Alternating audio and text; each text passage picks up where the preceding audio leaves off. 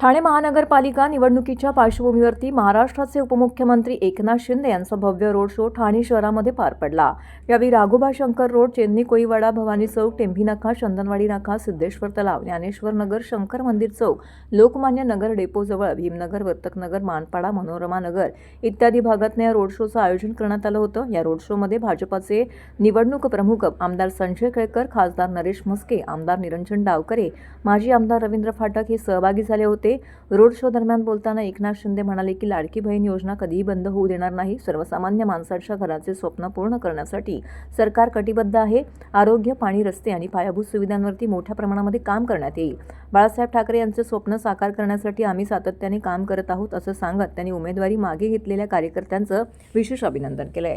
ठाणे जिल्हा हा शिवसेनेचा बालेकिल्ला असून 15 जानेवारी रोजी होणाऱ्या मतदानामध्ये महायुतीच्या सर्व उमेदवारांना प्रचंड मतांनी विजयी करून महापालिकेवरती महायुतीचाच भगवा फडकवा असं आवाहनही त्यांनी मतदारांना केलं आहे।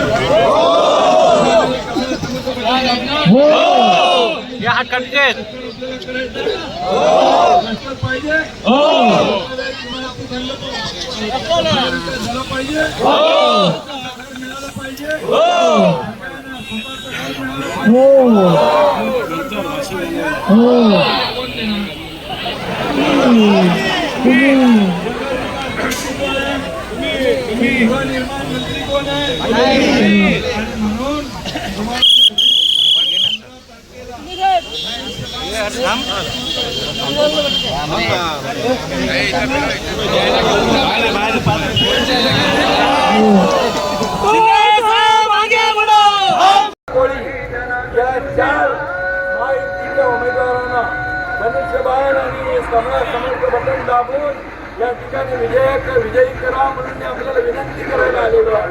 आणि म्हणून उद्या 15 तारखेला आपण सगळ्यांनी विकासाला मत द्या। आमचा अजेंडा विकास लाडक्या बहिणींनी चमत्कार घडवला आहे विधानसभेत, लोकसभेमध्ये।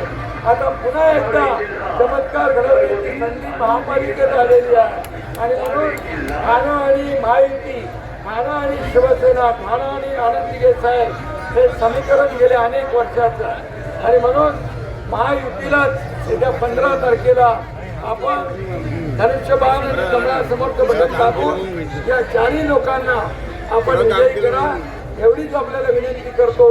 आणि ठाण्याच्या विकासासाठी जे जे काय आवश्यक आहे ते सगळं करण्याचं आश्वासन आणि शब्द हा तुमचा एकनाथ शिंदे आपल्याला देतो। धन्यवाद। जय हिंद, जय महाराष्ट्र।